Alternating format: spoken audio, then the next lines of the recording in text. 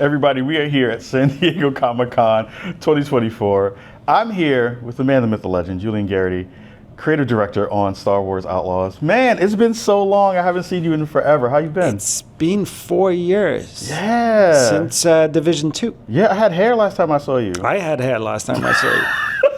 It's been a minute. It's been 4 years, but since then, we've done a lot. We've been busy. I mean, again, I think you're one of the most brilliant folks in this industry. I think you've done a lot of fantastic work across many, many years, across a ton of games.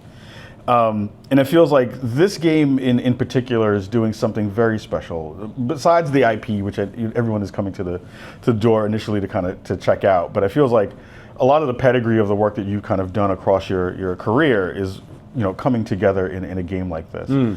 Talk to me a little bit about what has it been like to kind of work on this game as a creative director, and kind of imparting some of your vision across your career into a game like this.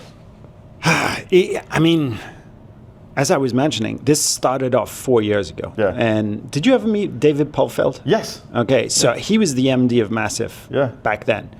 And he had, found his way into conversations with Lucasfilm and Disney. And basically, Disney had this short list of developers they wanted to work with. Massive Entertainment was on there. They had a conversation. They were like, so what do you want to work on? And David was trying to be cool. He was going, well, maybe, Frozen, maybe Donald Duck. He was obviously trying to get the conversation to go to Star Wars. Sure.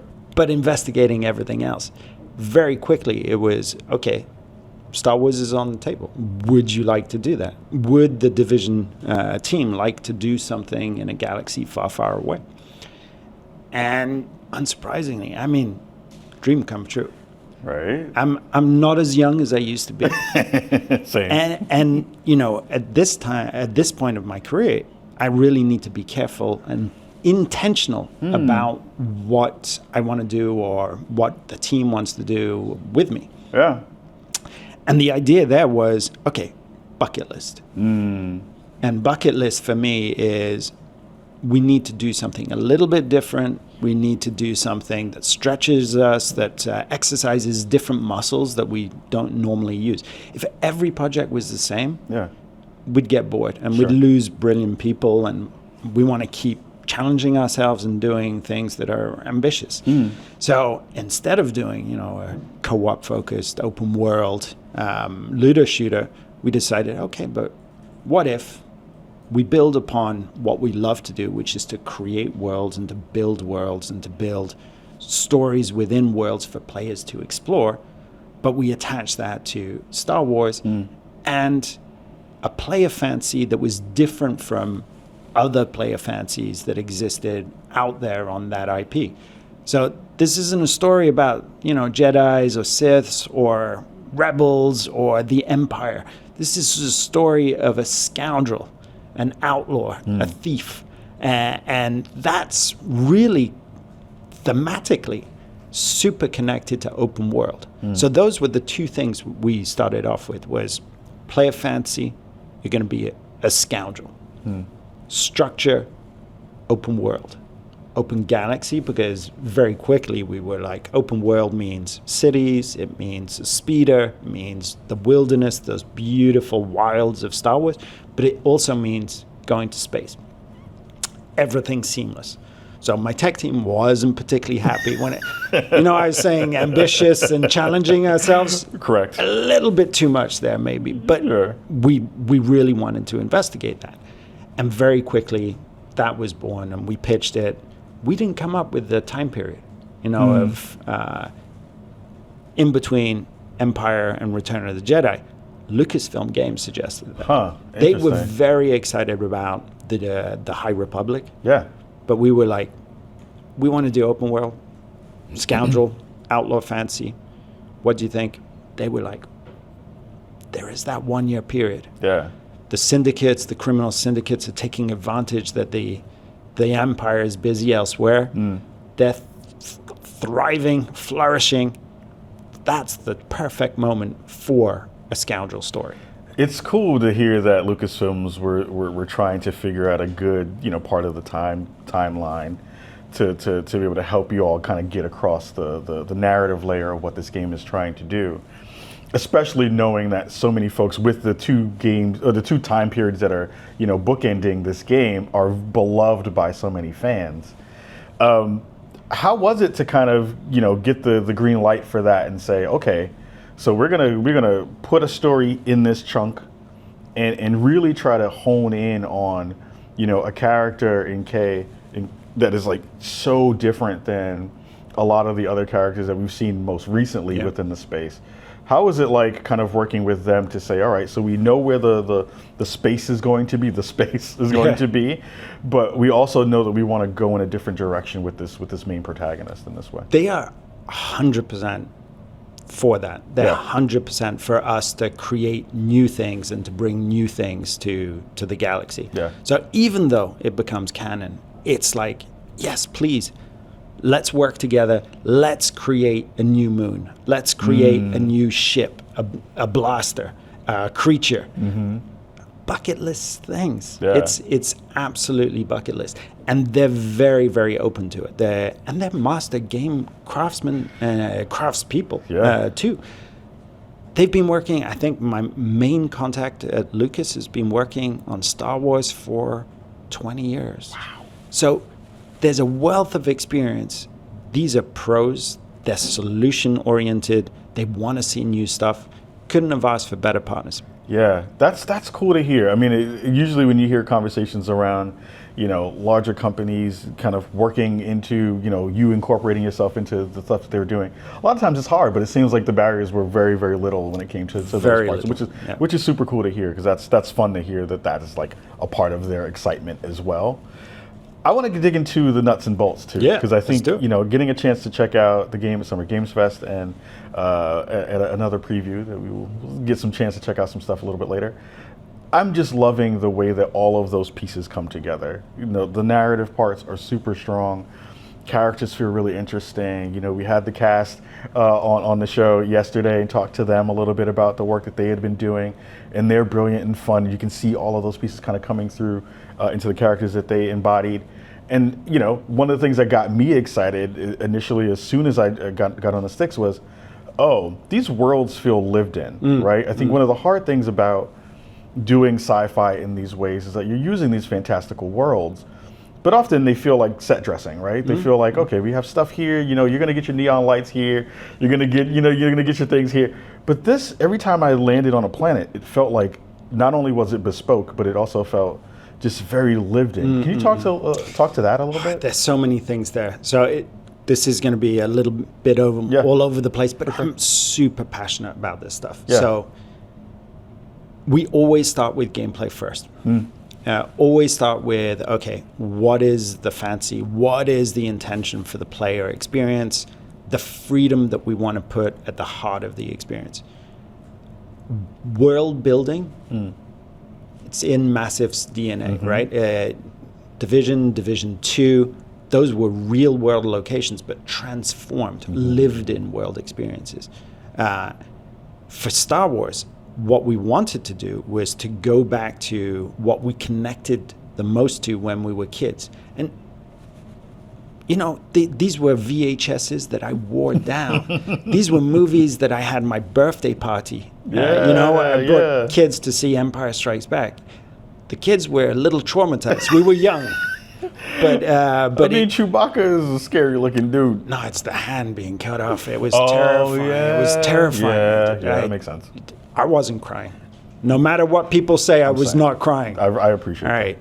All right. But these worlds were worlds of substance. They were worn worlds. They were familiar and relatable, because when you stepped into a ship, you were flicking switches.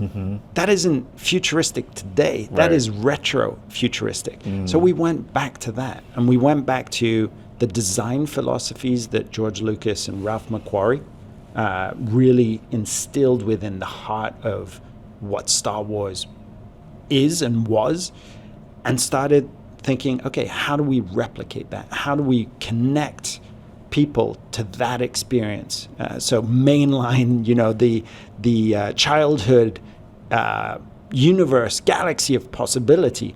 within the pads too. So we start off with that.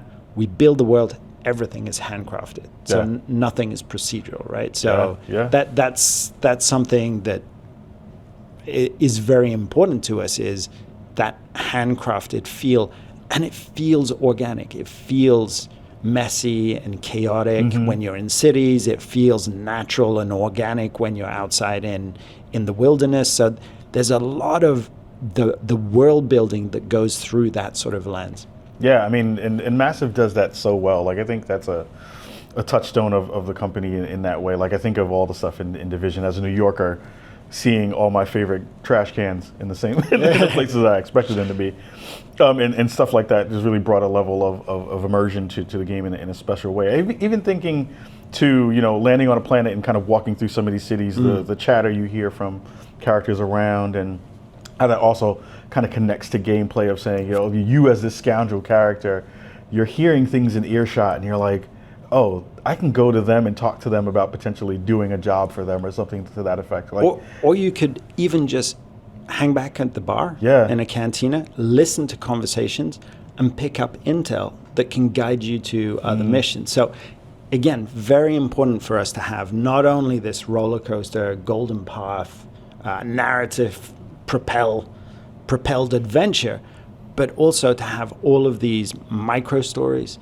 and side adventures that are born out of you just living within the world. And that connection to the world, to the people, the characters, the species, incredibly important in terms of delivering an open world Star Wars experience. Yeah, and it's working really well. Like, I think the things that I came away from my time playing the game were not only those world building parts and that character driven layers of the story where you have all of the kind of main and secondary characters coming together to figure out how to do these specific tasks, but it also felt like the combat was really nailed in. Like, the one funny thing, when I was talking to some of the folks on the PR side, having had my session at Summer Games Fest, I remember going into cover and I was like, "Oh, Massive, I love y'all." It was that moment of being like, "Oh yeah," like I feel that touchstone of like how you all understand cover combat in those ways too.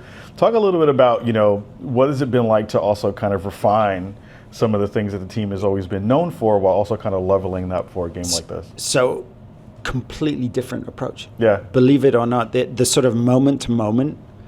For us has been a challenge, because after Division 2, I'm very, very proud of what we did on Division 2. Fantastic. The core moment to moment, I think, is really, really good. But it has a certain rhythm to it. Yep. And it projects a certain kind of player fancy. You're an agent. You're almost military trained civilian, but it's military precision. Bam, you've got a cover. Bam, you take a shot. Bam, you go to another cover. It's staccato. The rhythm is super important. This is not a military trained character. Kay is a scoundrel. She's a petty thief.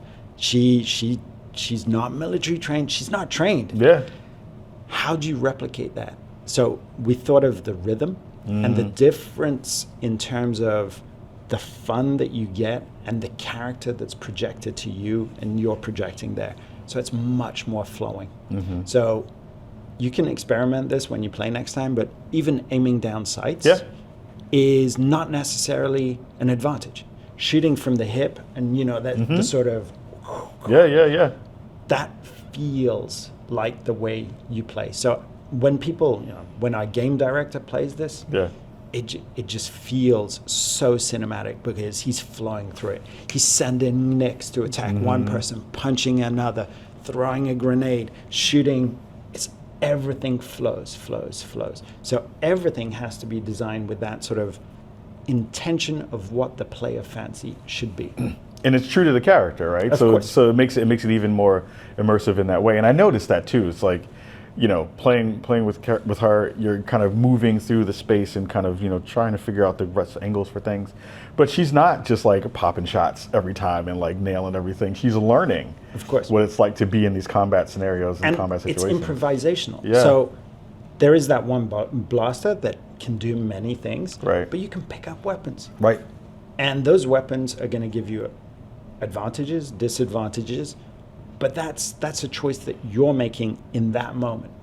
So you've got Nyx, you got your gadgets, you've got the blaster, you can pick up weapons. You are this resourceful underdog. Talk about space, because space is fun. Space combat is really cool. I like the way you kind of nailed that. Space is something that we knew a massive. I'll give you the secret source of it. Oh, I want the sauce. Ubisoft Bucharest worked on combat, like arcade combat games. They did Blazing Angels back in the day. And they did this Tom Clancy game called Hawks that got to a level of execution in terms of accessibility within space content, within airplane combat. That was phenomenal. And we plugged into that team, and a genius designer in Massive called Alan Frank, who's worked on Battlefront 1 and 2, he worked with them to refine that experience and to make it really connect in an accessible way, in a fun, breezy way. Again, very loose for our space. But even space is level designed. So you have these points of interest, things to explore, things to discover, missions to pick up, but also combat to get into, and there's also systems. So the living world system also works in space. So you'll always have things to do in space.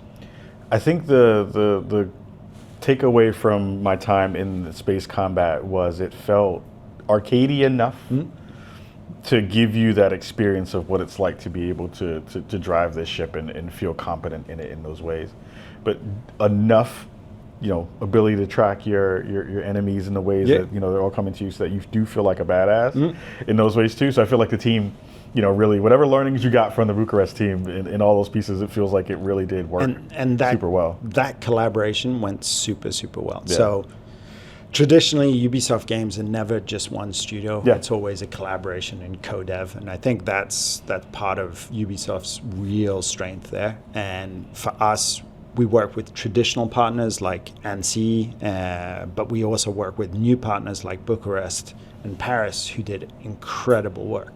Did you play Sabac? No. Okay. Try and grab a game of Sabac or two. Okay. Paris did such a good job. They invented their own rules, and we have this highly realized game of Sabac. So much fun. I mean, that's the beauty of this game too. I feel like, even the puzzle stuff, I was like, at first I was like, I don't know what I'm doing.